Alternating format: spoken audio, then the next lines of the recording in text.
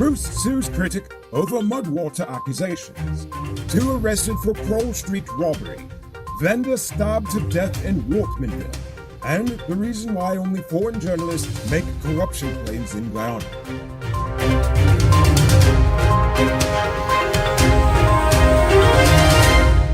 I am Marie Corporal Ford, and this is Uncut News. Do you see news happening? Send us a tip on WhatsApp at 592-659-6151. After being wrongfully accused of being Mr. Mudwater, local fashion photographer and video producer Kieron Bruce is suing Guyanese Critic for $100 million Guyana dollars. Just over a week ago, Bruce was held by the police for questioning, where he denied the allegations against him and has since not been charged with any crime by the police because they weren't able to prove that he's Mr. Mudwater. So he's suing critics because instead of drinking water and minding his own business, critics decided to open his big stink mouth to claim that the police arrested the right man and that he knew it was Kieron all the time because he supposedly met with the man a long time ago. Bruce's lawsuit claims that such a meeting had never occurred between the two, and, in fact, he's also saying that critics' statements have resulted in Bruce coming under immense criticism, embarrassment, and ridicule for something he didn't do. Bruce said his reputation as a fashion photographer has been ruined, and his family has also been made to suffer the embarrassment caused by the claims. They also had to deal with the fact that he was hauled out out of his house in front of his wife and kids. Just add insult to injury. Bruce is seeking $100 million for libel and other damages, a public apology from critics, along with a court order restraining critic from repeating the allegation. Bruce, if you're watching this, I hope you get every single dollar you're demanding. And if you're feeling generous, why not pass $100,000 my way, nah? 2 suspects are now in police custody following a choke and grab robbery on Kroll Street in Georgetown. The victim, a 33-year-old businessman, was robbed of his cell phone and his money. One of the suspects, a 25-year-old male, was arrested several days ago, while the other, aged 21, was arrested today in Kitty, Georgetown. This suspect was found with the victim's cell phone. The 2 are currently awaiting trial. Speaking of unarmed robbery, Jagdeo is still out here denying that he's corrupt. Following his interview with Vice News, he said that he met with Mr. Su, and Mr. Su conveniently denied ever making such a claim against Jagdeo. That was followed up by a statement from the Chinese embassy, which also rejected the claims that some Chinese businesses have been paying bribes to acquire large contracts in Guyana. The embassy claims that the Vice News reporter came to Guyana with a predetermined agenda to smear Chinese-Guyanese cooperation. The Chinese embassy also claimed the journalist violated their professional ethics. But if we really want to talk about a dearth of professional ethics, then neither American mainstream media outlets, Chinese companies, nor Jagdeo should ever speak about that. In fact, I'd rather drink a cup of my own urine than even listen to any of them speak about ethics. Speaking of questionable business deals with Chinese companies, Warren Edgell said the government is engaging a new bidder to construct the new Demerara Harbor Bridge. After negotiations with the first preferred bidder, China State Construction Engineering Corporation Limited, failed. Edgell said the increase in cost for the construction of the bridge is one of the reasons why negotiations were terminated. Nevertheless, $21 billion has still been allocated for the bridge's construction. Now it's time to tell you about Best Buy's car of the day. Currently on sale is this 2014 Audi Q3. It comes with Bluetooth, mag rims, new tires, TV, CD, stereo, fog lamps, electronic parking brake, back camera, and much more. Buy cash for $5.6 million, or pay down as low as $1,120,000 down with around $108,000 monthly for 5 years, and it's yours. Call or WhatsApp 662-0844 for more info, or visit the showrooms at Lot 171 Peter Street, Queenstown, or Lot 2 Lamar Street, and tell them that we could send you for this sweet, sweet deal.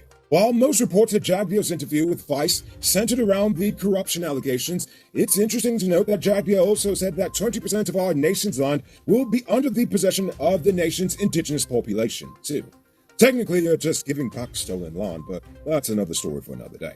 He said that he believes that while indigenous people currently possess about 14% of the nation's land, they are in the process of ensuring that that amount of titled land increases to 20%. 40-year-old vendor Aubrey Baird was stabbed to death last night in front of his home in Wortmanville, Georgetown. Baird was stabbed to death by 46-year-old Brian Matheson, a man believed to be mentally unstable. Eyewitnesses said that the two men were arguing when Baird punched Matteson in the face. Egged on by onlookers to fight back, Matteson left, only to return with a knife in hand and murder on his mind. He then stabbed Baird in the chest, causing him to collapse to the ground. After encouraging him to fight, the crowd then turned on Matteson and gave him a serious beatdown before handing him over to the police. He is currently hospitalized under police guard.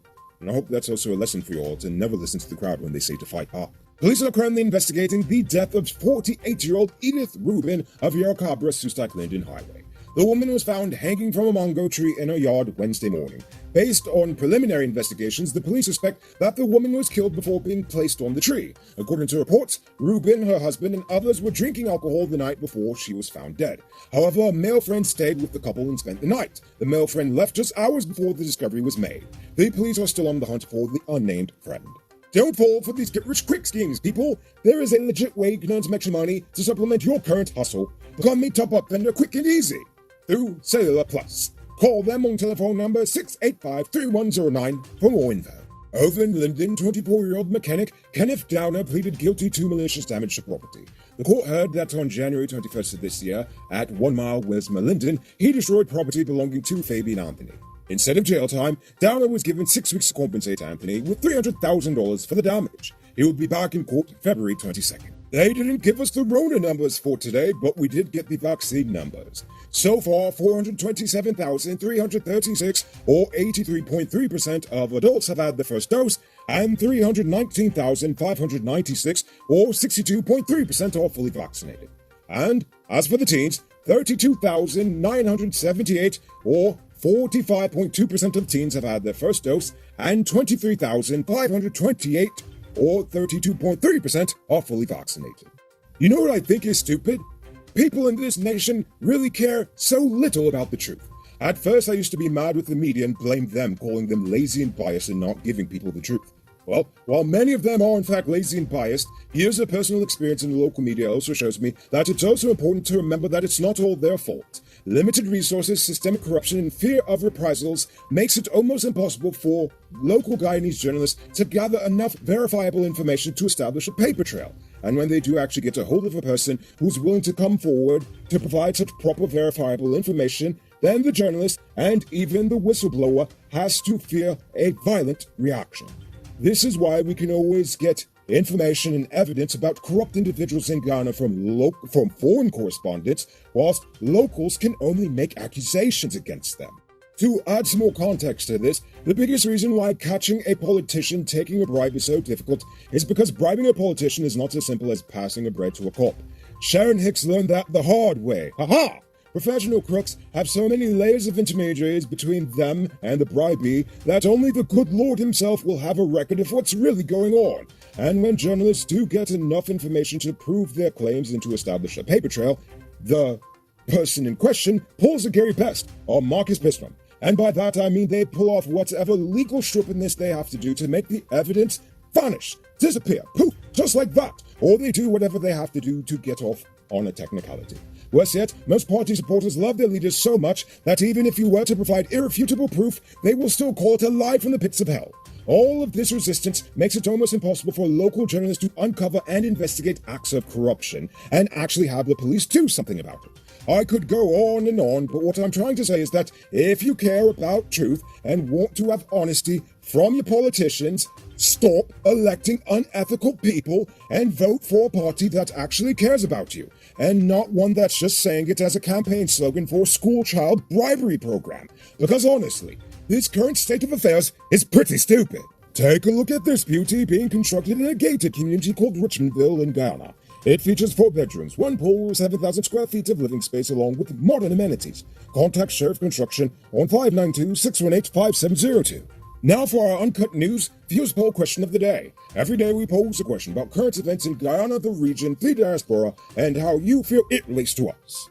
Yesterday I asked if the close relatives of persons in office should be banned from having a job in government. RC View Farm said most organizations don't have family members working in positions that may pose a conflict of interest. However, with the shortage of intellectuals and professionals in Guyana, I can understand why this is happening. I say if they are fully qualified and can work in the interests of the people, then why not hire them? That's a good point, but unfortunately, they rarely do work in the interests of the people. Bim Ramkissoon says that family and friends should be banned, and in fact, Bim shared their experience as a former public servant. GT Memoirs agrees. They said in order to end the age-old practice of looking out for our own at the expense of true national growth, we need to have a group of Guyanese like Mudwater, Glenn Law, and Yog Mahadio, ensuring that only the best are ever employed in the nation's interest. Oh, you know Mud will definitely let them hear it, that's for sure. Aha! Guyanese Messenger takes it to another level and says that he thinks that none of the politicians in Guyana should be there, much less their families. I agree. But then you followed it up with this comment about Mr. Mudwater, and to that I respond by saying, we thank you, and we all appreciate the support. Myself, Mr. Mudwater, and the rest of us at Guyana Uncut. Now for tonight's question. I want to know, what do you think about Jagdeo and Mr. Sue? Is he lying? Is Mr. Sue lying? Is Vice News lying? Or are things a little more complex than that? Think about that question and tell us in the comments below. If your response is good enough, we just might feature it in our next episode. Anyway, that's all the time we have for tonight, and check us out tomorrow for another. Until then, I'm Rico Bullford saying good night, folks. Hey, Uncut News viewers, thanks for watching. You can subscribe by clicking on this button over here, or click over there for more news. You can also drop a comment to let me know if you've made it to the end of the video. Goodbye for now.